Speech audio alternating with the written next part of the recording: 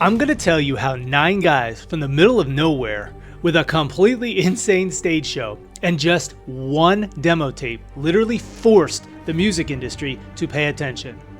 Before they were selling out stadiums, they were just a rumor in the tiny clubs of Des Moines, Iowa. Their entire future came down to a single demo tape that would either make them rock legends or leave them completely forgotten.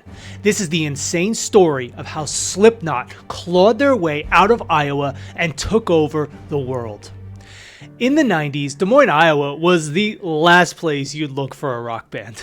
It was completely isolated, thousands of miles from the giant record labels in LA and New York, but in that middle of nowhere town, a group of musicians started building something insane. The first version of the band, the Pale Ones, was started in 1995 by Sean Crahan, Paul Gray, and their singer Anders Colsefini. They pulled in other local guys like Donnie Steele and the legendary Joey Jordison. They wanted to create something more extreme and raw than anything else out there, so they turned all their frustration into pure sonic chaos. After trying out another name, they finally called themselves Slipknot. But the craziest part was when they recruited Corey Taylor from another band, Stone Sour, in 1997. Corey's voice, which could go from a beautiful singing to a brutal screaming in a second, gave their insane sound a deadly new focus. The 9-person monster was finally complete. It didn't take long for Slipknot's live shows to become legendary. I'm telling you, these weren't just concerts, they were violent, insane events. The band wore matching jumpsuits and terrifying homemade masks, which let them stop being themselves and become these monsters on stage. It was the most perfect visual for their crazy, aggressive sound. But an amazing live show wasn't enough to get them a record deal. They needed a secret weapon. In 1996, they made their own album, Mate, Feed, Kill, Repeat. But it got them absolutely nowhere. So in 1998, they took every last penny they had and made a professional 5-song demo. This tape was their one and only shot, a perfect piece of their chaos made to grab the attention of an industry that had totally ignored them. This demo had the one song that would change everything: Spit It Out. They sent the 1998 demo to everyone, and for a while, absolutely nothing happened.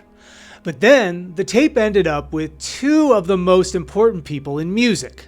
The first was Ross Robinson, a producer so legendary they called him the godfather of nu metal, for working with bands like Korn. And at the exact time, it landed on the desk of Monty Connor, a top A&R executive at Roadrunner Records. Can you believe both of them had already passed on the band before? They thought their old stuff was just too messy.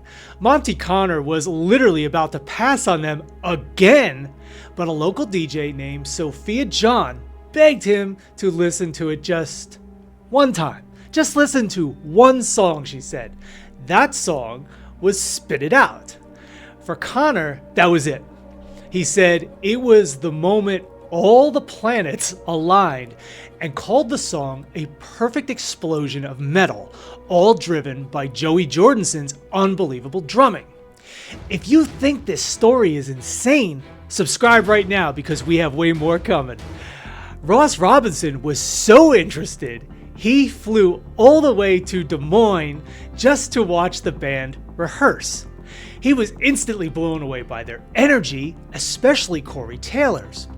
The very next night, he saw them play a full show with the masks and everything. Even though he said the masks made it hard to connect with them, the way the crowd reacted was complete insanity. He knew the masks helped the band become something massive. In February 1998, Ross Robinson offered to produce their first album. Him believing in them was the final push that made Roadrunner Records go all in. Later that year, the band flew out to play a show for Monte Conner. One by one, every member of the band lined up, looked him straight in the eye, and showed him how serious they were. In late June 1998, Slipknot officially signed an unbelievable $500,000 7-album deal with Roadrunner Records, and on July 8th, they announced it to the world. But getting signed wasn't the end. It was just the beginning. The band went into the studio with Ross Robinson and recorded their self-titled album, a record that changed metal forever and went double platinum in the United States. That one record deal was the result of years of fighting, changing members, and never giving up on their insane vision.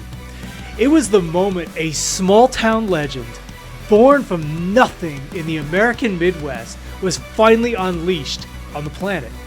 The 9 misfits from Iowa had done the impossible, and the music would never, ever be the same.